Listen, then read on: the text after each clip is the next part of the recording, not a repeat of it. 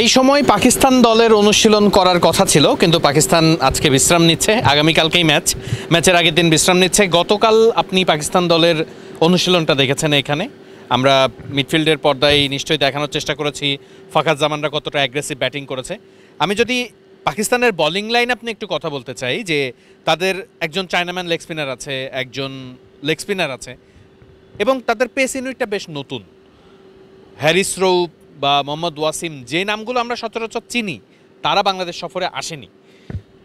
তো পাকিস্তানের এই চ্যালেঞ্জ, মানে এই বোলিং ইউনিটটা কি বাংলাদেশের জন্য চ্যালেঞ্জিং হবে কিনা, বা যেহেতু নতুন মুখ কিন্তু অনেক সময় বাংলাদেশের বিপক্ষে ভালো করে, তো সেই এক্সপেরিয়েন্স থেকে কালকের অনুশীলনটা যেহেতু আপনি দেখেছেন, কি মনে হয় আপনার রিভিউটা আসলে কি? দেখুন, ওদের যেহেতু ফ্রন্ট লাইনের যে বোলাররা আছেন, স্পেশালি হারিস রৌফ, শাহিন আফ্রিদি, ওয়াসিম জুনিয়র, নাসিম শাহ, এরা আসলে তো একদম, এরা যখন অ্যাভেলেবেল থাকেন তখন এরা একদম একাদশের প্লেয়ার থাকেন। তো এরা যেহেতু নেই, সেক্ষেত্রে আপনি ওদের এই মুহূর্তে যে দলটা আছে সেখানে যারা আছেন সবাই কিন্তু পিএসএলে খুব ভালো করে এসেছেন এবং ঘরোয়া ক্রিকেটে বেশ ভালো করে এসেছেন, এবং ওদের বেশ ভালো বৈচিত্র্য আছে। আপনি যদি দেখেন, ওদের রিস্ট স্পিনার আছেন সুফিয়ান মুকিম, এবং আবার লেগ স্পিনার আছেন আবরার আহমেদ। এছাড়া ওদের সালমান মির্জা আছেন, তিনি আব্বাস আফ্রিদি আছেন, ডান হাতে পেস বল করেন, আবার বাঁ হাতে পেস বল করার জন্য তাদের সালমান মির্জা আছেন। এভাবে তাদের আসলে আহমেদ দানিয়াল আছেন, ডানহাতি পেসার, ডানহাতি বাঁহাতি ডানহাতি।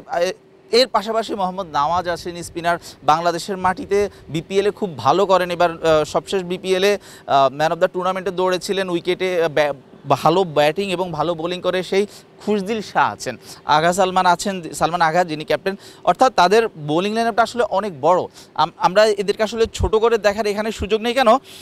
কারণ এরা সবাই রিসেন্ট ফার্স্টে খুব ভালো করে এসেছে, এবং আপনি যদি তাদের রিসেন্ট ফার্স্টের যে হিস্ট্রিটা দেখেন, এবং খুব ভালো, এবং তারা টপ চার্টে ছিলেন পিএসএলে, তাদের ঘরোয়া ক্রিকেটের পিএসএলে টপ ছিলেন। হ্যাঁ, মিরপুরের উইকেট কন্ডিশনে তারা তার একসাথে 5টা বোলারই খেলাতে পারবেন না, 6টা বোলার খেলাতে পারবেন না, হয়তো বা 4জন বোলার খেলাবেন, এর পাশাপাশি অলরাউন্ডার 2জন দিয়ে কাজ চালাবেন, এভাবেই। তো সেক্ষেত্রে মিরপুরের এখানে আসলে ওই যে সুফিয়ান মুকিম এবং আবরার আহমেদ, একজন রিস্ট স্পিনার, একজন লেগ স্পিনারের সবসময় আমাদের একটা ভীতি কাজ করে। আপনি শ্রীলঙ্কা থেকে বাংলাদেশের সিরিজটা কাভার করে এসেছেন, এবং সেখানে দেখেছেন বাংলাদেশ নেটে কী পরিমাণ লেগ স্পিনারদের প্র্যাকটিস করেছে, এবং কিন্তু ঠিকই ম্যাচে গিয়ে উইকেটটা লেগ স্পিনারকে দিয়ে এসেছে। তো বাংলাদেশ যখন একটু আনঅর্থোডক্স বোলার পায়, রিস্ট স্পিনার বা লেগ স্পিনার বা দুই হাতে বল করতে পারে এমন বোলার পায়, তখন দেখা যায় যে বাংলাদেশ সেই মোমেন্টামটা হারিয়ে ফেলে। তো এই ক্ষেত্রে সুফিয়ান মুকিম এবং আবরার আহমেদ বাংলাদেশের জন্য একটা থ্রেটও হতে পারেন। সুফিয়ান মুকিমের দারুণ কিছু রেকর্ড আছে ঘরোয়া ক্রিকেটে। তিনি স্বীকৃত ক্রিকেটে সবচেয়ে কম রানে 5 উইকেট নেওয়ার একটা রেকর্ডও করেছেন। তো বাংলাদেশ হয় কি, মাঝে মধ্যে এইসব বোলারের কাছে আসলে ধরাটা খেয়ে যায়, আমার কাছে যেটা মনে হয়। হ্যাঁ, সেই অভিজ্ঞতা তো বাংলাদেশের এর আগেও আছে। তবে আমার কাছে কেন যেন মনে হচ্ছে পাকিস্তান এবং বাংলাদেশ দলের লড়াইটা মূলত হবে টপ অর্ডারের। কারণ বাংলাদেশ দলের যে ম্যাচগুলো বাংলাদেশ জিতেছে টি20-তে, সেখানে বাংলাদেশের কোনো না কোনো ওপেনার ভালো করেছে। বাংলাদেশের ওয়ান ডাউন ব্যাটসম্যান হিসেবে লিটন দাস ফর্মে ছিলেন। পাকিস্তান দলের দিকে যদি আমি তাকাই, সেখানেও কিন্তু ফাখার জামান, সাইম আয়ুব এবং মোহাম্মদ হ্যারিস, 3টা বড় নাম যারা পার্থক্য করে দিতে পারে। আবার বাংলাদেশের ওপেনারদের মধ্যে তানজিদ হাসান তামিম, পারভেজ ইমন, তাদের প্রতি আসলে সবার নজরটা বেশি, কারণ তারা কেউ না কেউ ভালো করছেন নিয়মিত। তানজিদ হাসান তামিমের লাস্ট ইনিংসটা তো সবার চোখে লেগে থাকার মতো। সেই জায়গাটাতে নাম্বার 3-তে লিটন দাসও যেহেতু ফর্মে আছেন ক্যাপ্টেন্সি পাওয়ার পর থেকে, তাই আমার কাছে মনে হচ্ছে যে বাংলাদেশের যে টপ অর্ডার এবং পাকিস্তানের যে টপ অর্ডার, এই লড়াইটাই এইখানে মূলত ফলাফল আনার ক্ষেত্রে বড় ভূমিকা রাখবে। আপনার কাছে কি মনে হয় আসলে? আমার কাছে যেটা মনে হয়েছে যে বাংলাদেশের যে টপ অর্ডার, আপনি যদি শ্রীলঙ্কার বিপক্ষে যে ম্যাচগুলো খেলেছে, যদিও অতীত নিয়ে এখন কথা বলা উচিত না, তাও একটা রেফারেন্স টানি ও রেফারেন্সের জন্য। প্রথম ম্যাচটা তানজিদ তামিম কিছু করতে পারেননি, পারভেজ ইমন খুব দারুণ শুরু করেছেন। তানজিদ তামিম দ্বিতীয় ম্যাচ এবং তৃতীয় ম্যাচে তানজিদ তামিম ভালো করেছেন, ওই 2টা ম্যাচে পারভেজ ইমন ডাক মেরেছেন। এখন এমনও দিন আসতে পারে আপনার দুজনেই খারাপ করতে পারে, সেক্ষেত্রে কিন্তু আপনি পিছিয়ে যাবেন। কিন্তু পাকিস্তানের একটা ভালো দিক, পাকিস্তানের ওপেনারদের ফাখার জামানকে সবাই চেনেন। তিনি যেদিন খেলবেন সেদিন আসলে পাকিস্তান আর কারো খেলা লাগে না, এবং তার ইন্টারন্যাশনাল টি20-তে 133 এক্সপেক্টেড, সেটারই প্রমাণ দেয় যে তিনি কি পরিমাণ ভয়ানক ব্যাটার নিজের দিনে, এবং সেটা তিনি পাকিস্তানকে আগে খেলেও দেখিয়েছেন। সাইম আইয়ুবও খুব ভালো ব্যাটার এবং নিঃসন্দেহে খুব ভালো ট্যালেন্ট। এবং মোহাম্মদ হারিসের কথা বলছিলেন, তো হারিস কিছুদিন আগেই বাংলাদেশ থেকে বিপিএল খেলে গিয়েছেন, এটা তার একটা ভালো অভিজ্ঞতা তার জন্য। এইখানটা আমার কাছে মনে হচ্ছে আমাদের মিডল অর্ডার একটু শেকি, কারণ তাওহিদ হৃদয় ইদানিং তিনি 2টা ইনিংস খেলেছিলেন 29 এবং আনবিটেন 32, কিন্তু তিনি সেগুলোতে হ্যাঁ তিনি আসলে 25 বল খেলে 31 রান করেছেন। হ্যাঁ পরিস্থিতির বিবেচনায়, বাট তিনি ওই যে হৃদয় যেভাবে শুরুতে এসে যে ফ্লুয়েন্ট ব্যাটিংটা করতেন সেটা আসলে পারছে না। তো আমাদের সেই জায়গাটাতে হ্যাঁ মিডল অর্ডারে যদি বলেন পাকিস্তানের ওই মিডল অর্ডারটা আমি কিছুটা এগিয়ে রাখবো, কারণ মোহাম্মদ নওয়াজ ভালো শেষের দিকে ভালো রান এনে দিতে পারেন, আপনার খুশদিল শাহ ভালো ইনিংস ক্যারি করে ভালো রান করতে পারেন, আপনার সালমান আগা খুব ভালো ব্যাটার আপনার। তো ওই জায়গাটা তারপর ওদের আরও প্লেয়াররা আছেন, আপনার যদি দরকার হয় ফাহিম আশরাফ আছেন, ফাহিম আশরাফের নামটা আমরা মিস করে গেছি বোলিংয়েও, ফাহিম আশরাফ আছেন আপনার, হ্যাঁ ব্যাট হাতেও, তারপরে আপনার সাহিবজাদা ফারহান আছেন, এরা কিন্তু মিডল অর্ডারে খুব ভালো হিট করতে পারেন।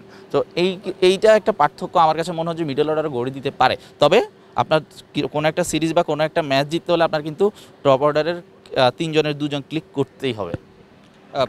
যে আলোচনাটা আসলে আমরা করলাম যে পাকিস্তান এবং বাংলাদেশ দলের যে স্কোয়াড, সেই স্কোয়াডের বিবেচনায় আসলে পাকিস্তান কিন্তু শক্তিমত্তার দিক থেকে বাংলাদেশ থেকে আসলেই এগিয়ে আছে, টপ অর্ডার বলেন মিডল অর্ডার বলেন।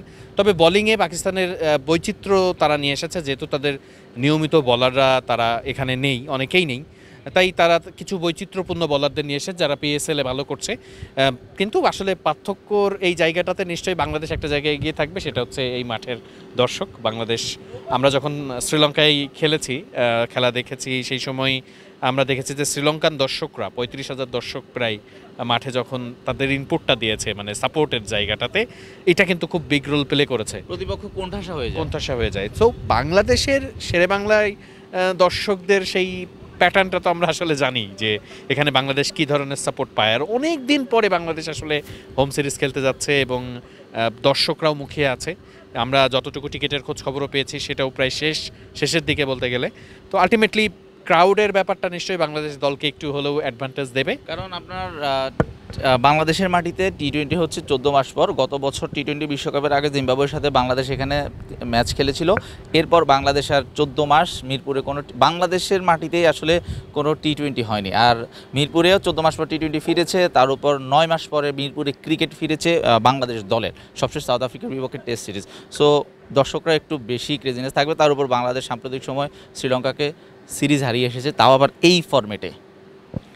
সব কিছু মিলিয়ে দারুণ জমজমাট একটা সিরিজের প্রত্যাশা আমরাও করছি। আজকে বাংলাদেশ দল বিকালে প্রেসমিট আছে, তারপর অনুশীলন করবে, সেই আপডেটগুলোও আমরা আপনাদেরকে জানানোর চেষ্টা করব। এছাড়া মাঠ থেকে আমি আছি, শাওন আমাদের সঙ্গে আছেন, আমরা সবসময় চেষ্টা করব মিডফিল্ড আপনাদেরকে একেবারে এক্সক্লুসিভ আপডেট যত দ্রুত দেওয়া যায় সেটা জানানোর চেষ্টা করব। বাংলাদেশ পাকিস্তান সিরিজের দারুণ সব গল্প, দারুণ সব আপডেট জানার জন্য অবশ্যই চোখ রাখুন মিডফিল্ডের পর্দায়।